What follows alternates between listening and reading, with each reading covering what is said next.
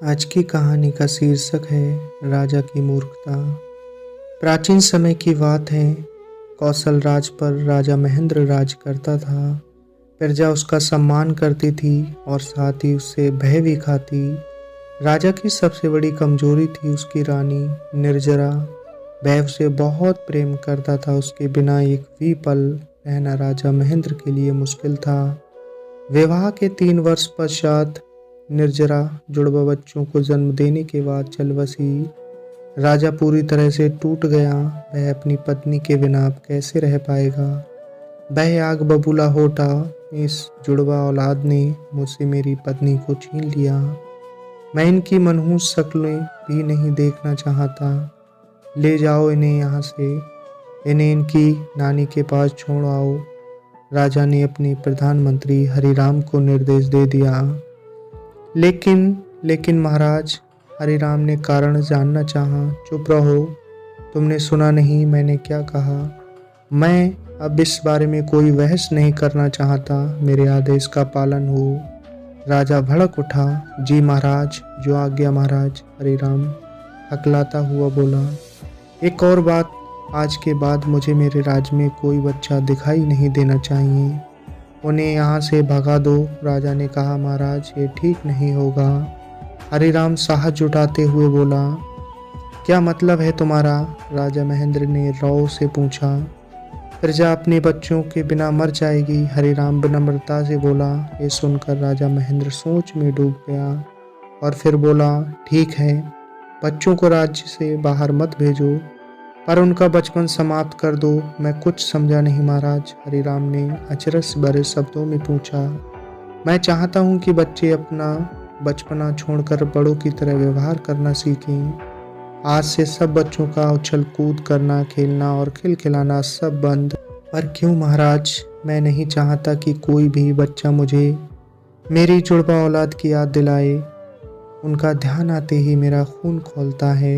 मुझे मेरी निर्जरा की याद आती है। मुझे लगता है कि मेरा सब कुछ लुट चुका है।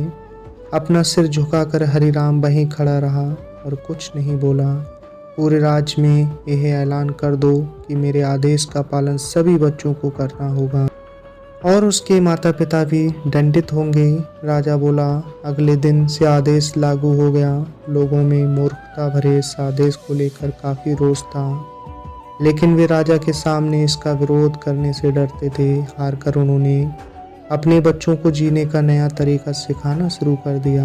लगभग 6 महीनों के बाद बच्चों की किलकारियां सुनाई देनी बंद हो गईं। पेड़ों पर चढ़ते, पतंगे उड़ाते लड़के और रस्सी कूदती व गुड़ियों से खेलती लड़कियां अब नजर नहीं आती थीं। कौशल एक सुंदर राज था।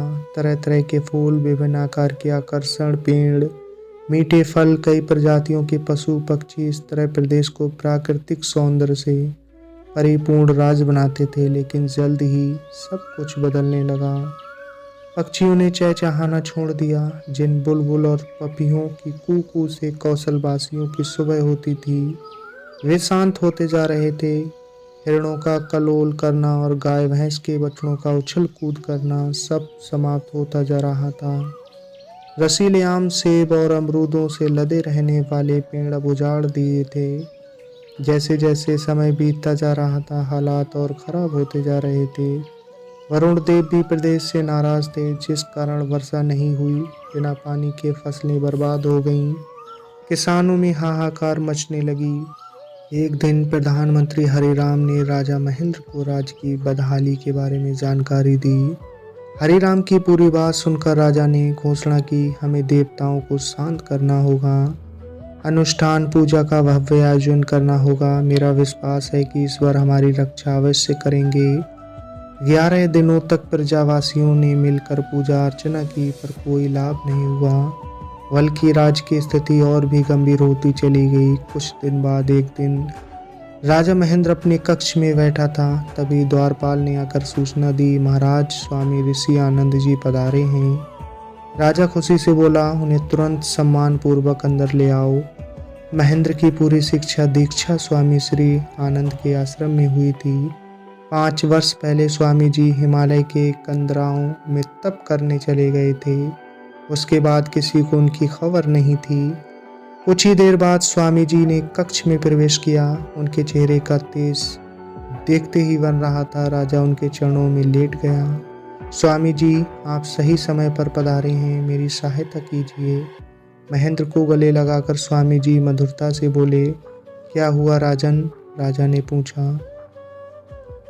राजा ने पूरी घटनाक्रम स्वामी जी को कह सुनाई। मैंने उस जुड़वा अभिशाप को तो निकाल बाहर कर दिया, लेकिन संकट का ये दुर्भाग्य मेरी धरती से नहीं जा रहा है। मैं और मेरी प्रजा त्राही त्राही कर रहे हैं।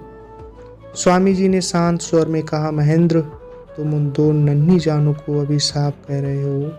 अभिशाप बेदो कोमल सुकुमार नहीं, बल्कि तुम्हारी मूर्खता और अज्ञानता है। अगर बाहर निकालना है तो इन्हें निकालो। क्या कह रहे हैं आप स्वामी जी? राजा बौखलाकर बोला। क्या तुम्हें अनुमान है कि तुमने कितनी बड़ी भूल की है? सब बच्चों के बचपन को मारकर तुमने स्वयं प्राकृतिक संतुलन को क्षति पहुंचाने का घोर अपराध किया है। स्वामी जी बोले, मैं कुछ समझ नहीं पा रहा हूँ स्वामी जी। राजा हकलाता हुआ बोला। क्या तुम्हें मालूम है कि ईश्वर का वास कहाँ है? स्वामी जी ने पूछा। ऊपर आकाश में, हमारे चारों ओर फैले मंदिरों में।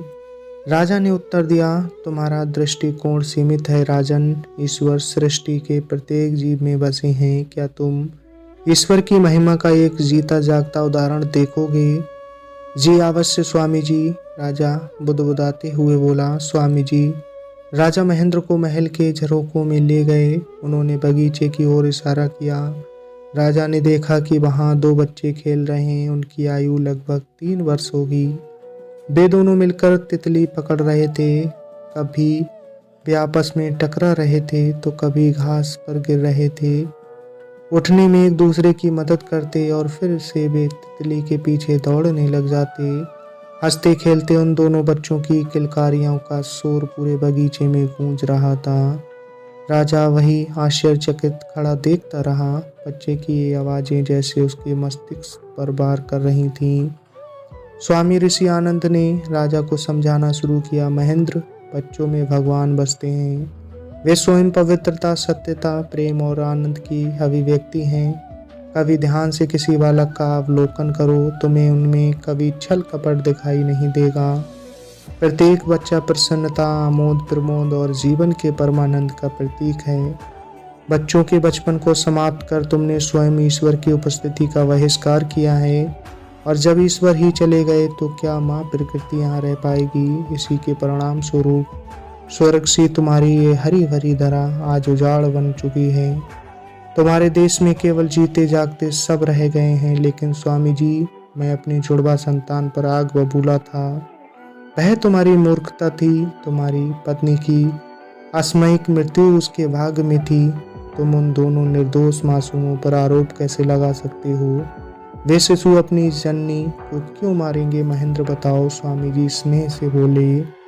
राजा महेंद्र अपना सिर पकड़कर बैठ गया। वह लज्जित था। हे ईश्वर, हे मैंने क्या कर डाला? मुझे तो ये भी नहीं मालूम कि मेरे बच्चे आज कहाँ हैं। 1 वर्ष पहले मुझे संदेश मिला था कि एक साधु उन दोनों बच्चों को अपने साथ ले गया। राजा बोला। हाँ, एक साधु उन बच्चों को ले गया था और वही साधु उन्हें वापस तुम्हारे पास लाया है। वे जुड़वा इस समय तुम्हारे बगीचे में खेल रहे हैं। क्या कहा आपने?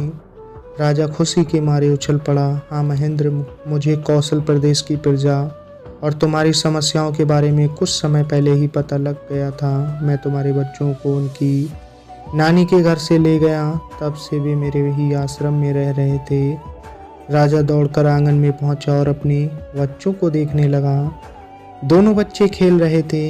कभी वे घास पर गिर जाते और कभी एक दूसरे पर। आंगन में महल के कई लोगों की भीड़ लग चुकी थी, क्योंकि बरसों बाद बच्चों को बच्चों जैसा व्यवहार करते देखा जा रहा था। 1 वर्ष बीत गया। ये जुड़वा बच्चों का 4था जन्मदिन था। पूरे राज्य में उत्सव मनाया गया था। पक्षी चहचहा रहे थे, पशु उछल कूद कर रहे थे, फलों से लदी पेड़ों की शाखाएं हवाओं संग झूल रही थीं। कुछ महीने पहले हुई बारिश के कारण खेतों में फसलें लहलहा रही थीं। नगर की गलियों चौबारों पर रोशनी जगमगा रही थी। सभी बच्चे महल में कार्यक्रम आयोजन स्थल पर जमा थे। वहाँ तरह तरह के खेलों, प्रतियोगिताओं और ढेर सारे पुरस्कारों का इंतजाम भी था। महल के बगीचों में बीचों बीच खड़ी बच्चों की भीड़ में गुब्बारे फटने का एक जोरदार धमाका हुआ। सभी बच्चे तालियां बजाकर एक जोकर का स्वागत कर रहे थे। यह जोकर हाथी की तरह चलता हुआ मंच के बीच आकर खड़ा हो गया। जब तालियों की गड़गड़ाहट से पूरा मंच रोमांचित हो उठा तो उस जोकर ने अपना मुखौटा हटाया। ये कोई और नहीं, कौशल का राजा महेंद्र था। मुस्कुराते हुए राजा ने वहां उपस्थित बच्चों और अतिथियों का झुककर अभिवादन किया तो पूरा पंडाल तालियों से गूंज उठा। तो दोस्तों, बस इतनी सी थी ये कहानी। कैसी लगी आपको ये कहानी? कमेंट्स बॉक्स में अपनी राय ज़रूर साझा करें। मिलते हैं फिर अगली वीडियो में एक नई कहानी लेकर। आपने अपना कीमती वक्त दिया, तब तक के लिए धन्यवाद।